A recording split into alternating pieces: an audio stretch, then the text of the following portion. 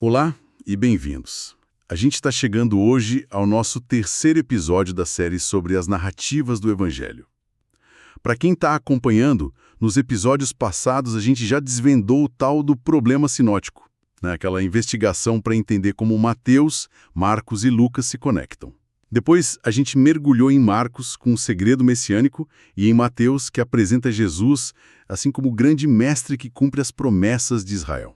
Hoje, o nosso foco é um pouco diferente.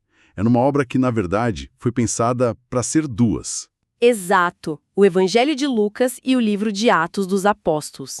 Isso. E a nossa missão aqui é entender justamente isso. Por que um projeto em 2 volumes e como essa estrutura se espelha de um jeito fascinante. A gente vai ver a jornada de Jesus para Jerusalém em Lucas e depois a jornada da igreja a partir de Jerusalém em Atos. É uma simetria que parece genial. É incrível mesmo. Então, para começar, vamos desempacotar essa ideia. Lucas e Atos como um livro só. Eu acho que para muita gente isso é até novidade, sabe? Porque a gente abre a Bíblia e eles estão separados. Tem o Evangelho de João ali no meio. Sim, e a gente perde muito com essa separação. O que exatamente a gente perde? A gente perde a visão do todo, a arquitetura que o autor planejou. As pistas de que é uma obra só são bem diretas, na verdade. Ah, é? Pensa numa série com 2 temporadas. A primeira termina com um gancho e a segunda começa exatamente daquele ponto. É o que acontece aqui. Entendi. Os 2 livros são dedicados para a mesma pessoa, um tal de Teófilo. E o comecinho de Atos é literalmente um resumo do final de Lucas. Ele fala, no meu primeiro livro, Teófilo, relatei tudo que Jesus começou a fazer.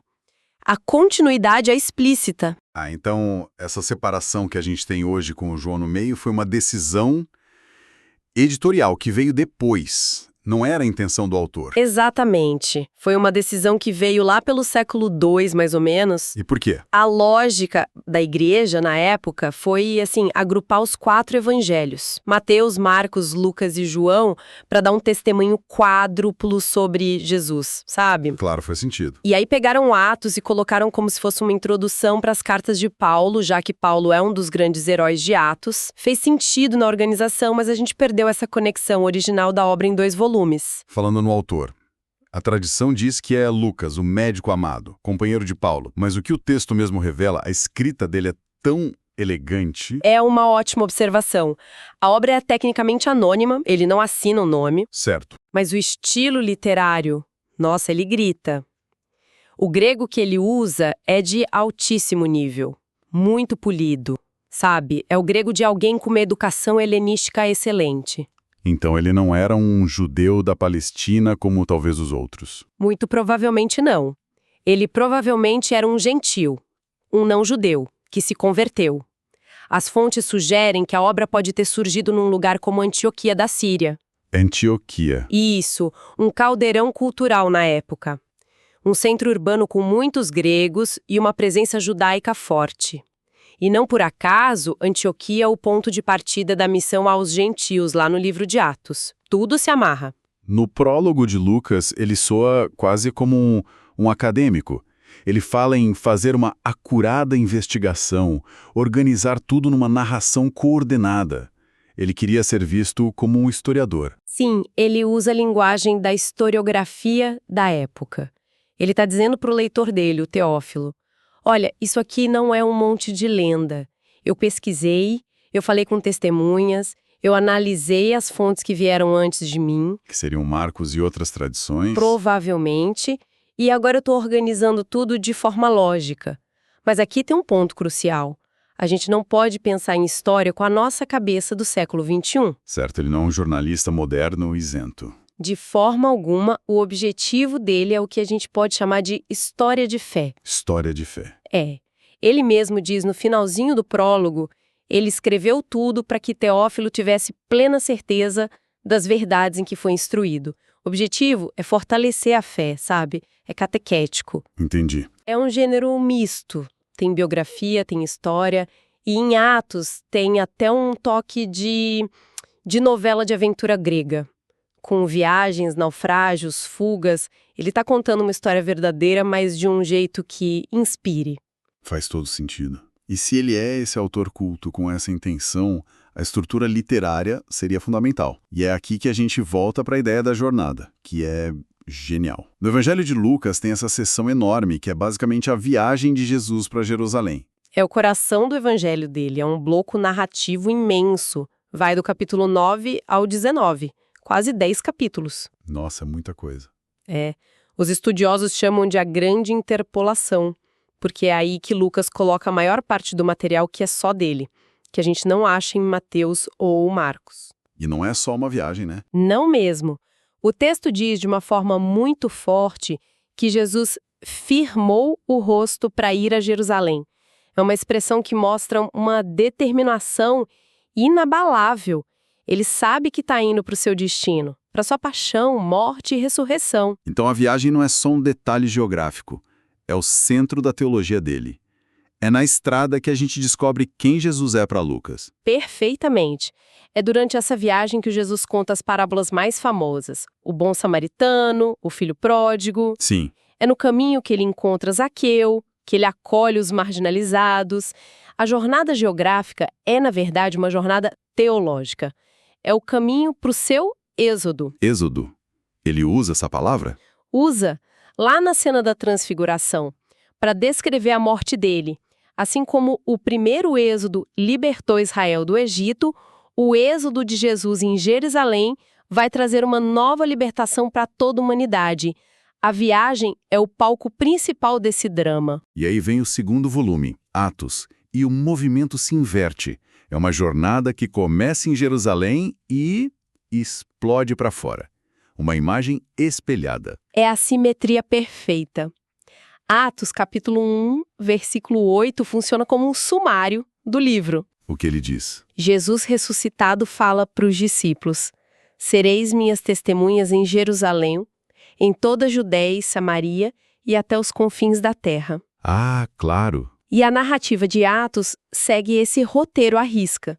Os primeiros capítulos são em Jerusalém, depois a mensagem se espalha pela Judéia, Samaria, e finalmente, com Paulo, a missão avança pelo mundo greco-romano até chegar em Roma. O centro do império, os confins da terra daquela época. Exato.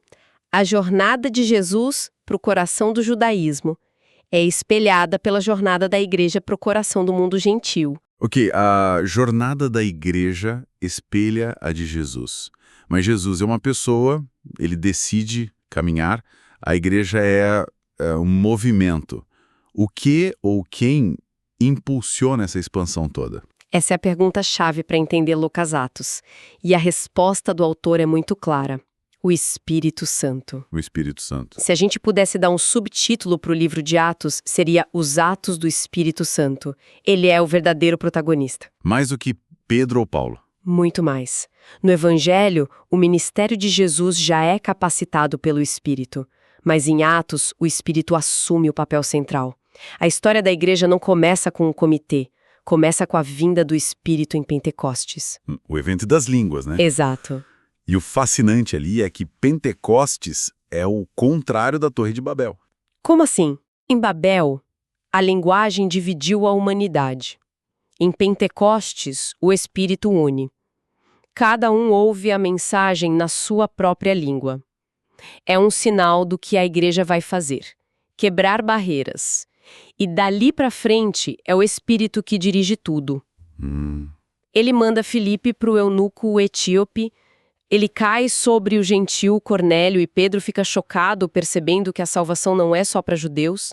Ele guia Paulo, dizendo: não vai por aqui, vai por ali. Isso muda tudo. A gente lê Atos como as aventuras de Pedro e Paulo, mas o que você está dizendo é que eles são os atores, mas o diretor, quem move a trama, é o Espírito Santo? Exatamente. A visão de história de Lucas é o que a gente chama de pneumatológica. É a história da ação do Espírito no mundo.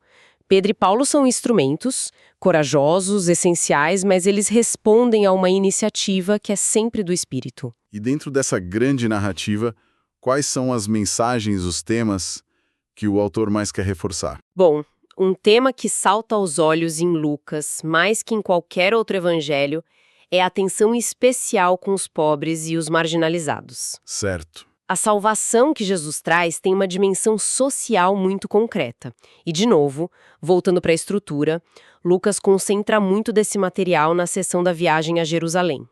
A parábola do bom samaritano, por exemplo, o herói é um pária social. Verdade. A história de Zaqueu, o cobrador de impostos odiado por todo mundo, e a importância que ele dá para as mulheres.